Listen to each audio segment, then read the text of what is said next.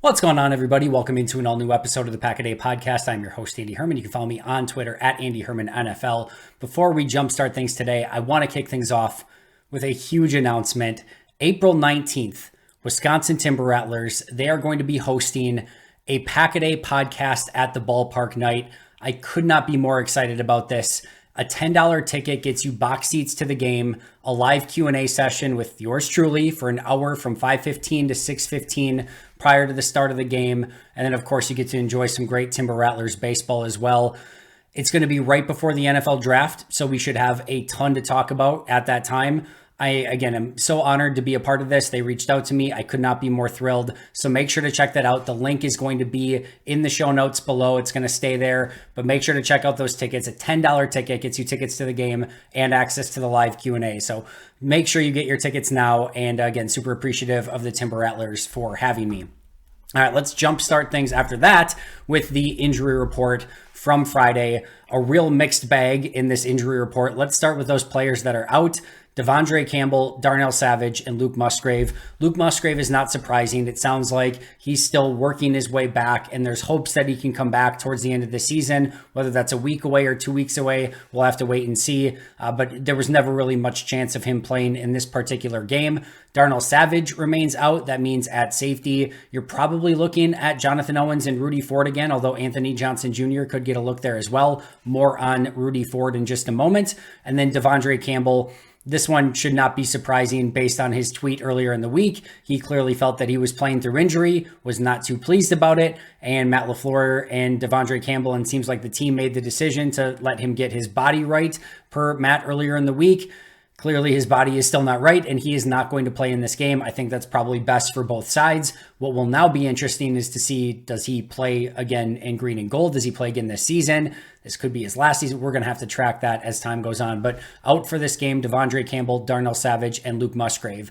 Doubtful are Luke Tenuta and Emmanuel Wilson, who are working their way back from IR. They just opened their practice window. Not surprising that they're not ready to go yet. Not a major impact in this game, but Luke Tenuta and Emmanuel Wilson will be doubtful and very likely will not play in this game. The other one, Christian Watson, also doubtful. He's not going to play in this one either unless something miraculous happens. He's hoping to play, I think, in this next game against Minnesota. So they're trying to get him ramped up and ready for that game, but he will miss this Panthers game in all likelihood as well. So doubtful, Luke Tenuta, Emmanuel Wilson, and Christian Watson. Then a plethora of questionable players, including Jair Alexander, AJ Dillon, Jaden Reed, Dontavian Wicks, Rudy Ford, Robert Rochelle, and TJ Slayton.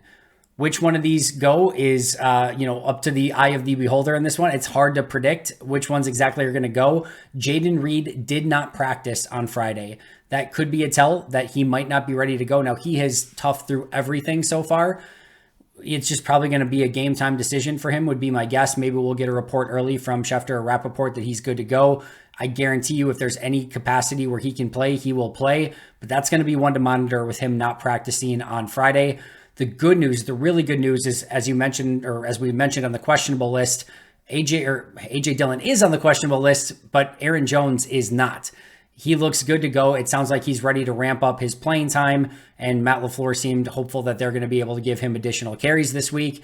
And then AJ Dillon, as I was mentioning, he is on that report, but Matt LaFleur said he feels good about where AJ Dillon is at. That seemingly would indicate that he's going to go with some sort of cast or something on his thumb and that he's still able to carry the ball. We'll see what Jones and Dillon are able to give this offense. I can guarantee you they're going to want to run the ball with some level of consistency against Carolina, if at all possible. But we're just going to have to kind of wait and see to see what type of shape they're in and what they can give Green Bay on Sunday. The big one, of course, that still remains this beautiful mystery, maybe not so beautiful, is Jair Alexander. Matt LaFleur did say he was hopeful on Jair Alexander. That's an interesting way to frame that, because if he doesn't play, then what happened again? Like, it's almost setting it up, right? If he does not play, well, he's questionable. He practiced all week. You said on Friday you were hopeful he was going to play. What happened going from hopeful to not playing? Obviously, if they do get him back, that is a huge add to that Packers secondary and could help against Adam Thielen and the Carolina Panthers on Sunday. So just to recap, Devondre Campbell, Darnell Savage, Luke Musgrave are out. Luke Tenuta, Emmanuel Wilson, Christian Watson are doubtful. Jair, Dillon, Reed, Dontavian Wicks, Rudy Ford, Robert Rochelle, and TJ Slayton are questionable. And again, Jaden Reed did not practice Friday. Jair Alexander, Matt LaFleur is hopeful about. Aaron Jones, no designation. And Matt LaFleur felt good about where A.J. Dillon is at. All right, let's recap and go back over Packers Bucks, which I get feels like forever ago now, but didn't get a chance to do my grades earlier this week. Obviously, we had a ton of great guests on, which I always wanted to defer to them.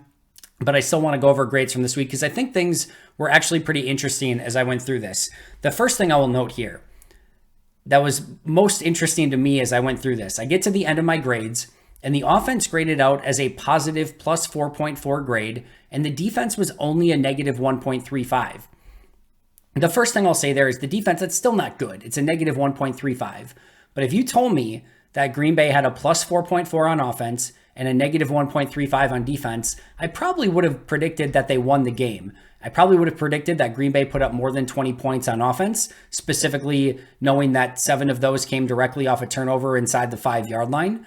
I probably would have predicted that the defense, while not good, probably gave up their usual 20 to 23 points, not the atrocity that we saw this past Sunday. So what gives? How did the offense score so well and the defense not score that poorly, but the results were still atrocious, especially on the defensive side, and the offense only put up 20 points? I came down to a few different things in this game. The first one is that there were a lot of positive plays, specifically on the defensive side of the ball, that were immediately counterfeit. Meaning you would have a sack and they would lose 8 yards, but then they'd pick up 18 yards on the next play. On the grade sheet, there's a huge positive for that big time sack. On the actual stat sheet and the actual flow of the game, if it gets counterfeit 2 plays later, it's not going to maybe show up as much on the grade sheet, but it completely changes the complexion of that drive and potentially the game. There were a lot of situations and circumstances like that where Green Bay's good plays, specifically on defense, immediately got washed out a play or 2 later. The second thing I will say was that a lot of times, and again, I'm going to specifically talk about the defense here, the players just were not in a position to succeed. Obviously, that goes to scheme and coaching quite a bit. Maybe it's misalignment, as Matt LaFleur alluded to earlier this week. What I cannot do when I'm grading a player, let's say that there was a situation where Matt LaFleur went over of a safety that was supposed to come down in the box, but they didn't rotate down, and you think he said it was a bad deal, and you just end up in a totally bad situation.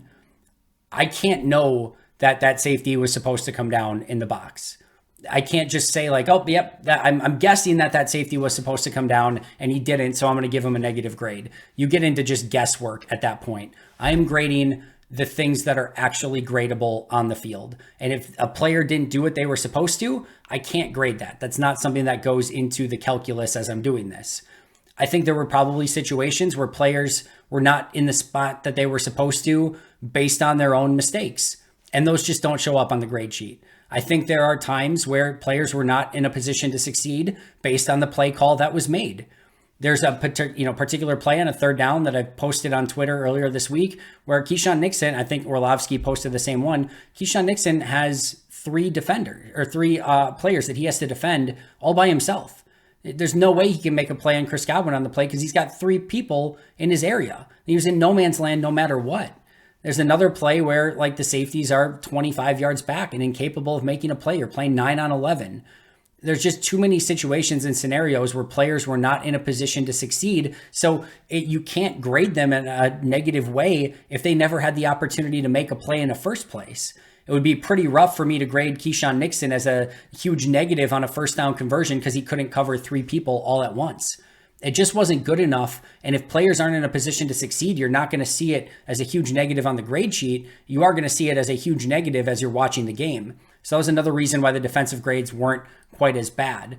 The third thing was Green Bay was not good in big moments in this game. There were a few, clearly. The Enigbari play was huge. The Jaden Reed touchdown from Jordan Love was amazing. But there were too many situations on 3rd downs or in the red zone for the offense where they came out and did not get the needed points out of it. They had to settle for field goals or they weren't able to convert on 3rd down. And you would get some of these big plays, but then in the big moments when they really needed it, they didn't come through in the clutch. And the same thing on defense, where it would be like they would get a couple stops in run defense or they'd get that sack, but it would be a big 3rd down and they just could not get off the field. And it just extended those drives and gave more and more opportunities for Tampa to put points on the board.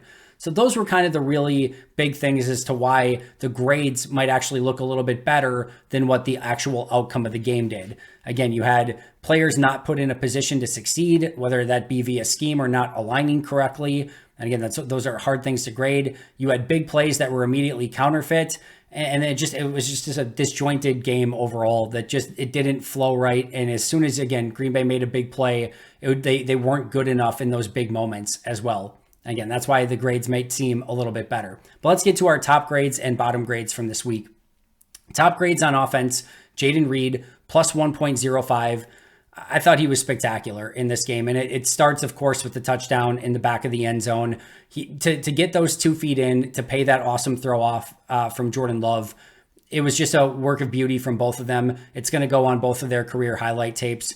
But I thought Jayden was good all day long, finding separation, finding holes in zones, picking up first downs. It was just another really impressive, consistent performance from Jayden, and it was capped off again in the big play was that touchdown in the back of the end zone. Number 2 on my list is Jordan Love with a plus 0.95 grade. He started slow. He had the miss to Jayden Reed, and that's another play from Jayden Reed where he got open and could have actually had another touchdown on the day. But I thought after that, he settled in really nicely. We talked about the touchdown to Reed in the back of the end zone. I thought he made good decisions. There was one play where he had a run pass option, and he probably should have handed it off. Instead, he threw to the right, and the player had an opportunity, threw it a little bit inside. The defender had maybe a slight opportunity to make a play on that ball. That was really one of the more poor decisions on the day, and it wasn't super egregious. And of course, it just ends up as an incomplete pass.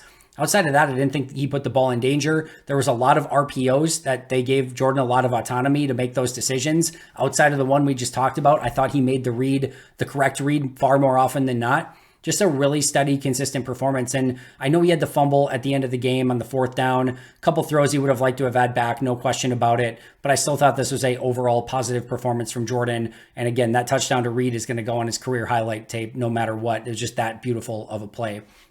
Number 3 was Elgton Jenkins, plus 0.8 grade on the day. He continues to play really good football. I thought he was sound as a run blocker, really great in pass protection. He didn't have to go against Vita Vea all that much, which helped his day, but he's been Mr. Consistency over the course of the last 2 months. I think it was maybe last week where he didn't have a great game overall, but we're talking about 2+ months straight now of Elgton just playing football at a very high level, looking like the Elgton Jenkins we expected coming into this year after that new contract, being one of the better guards in football.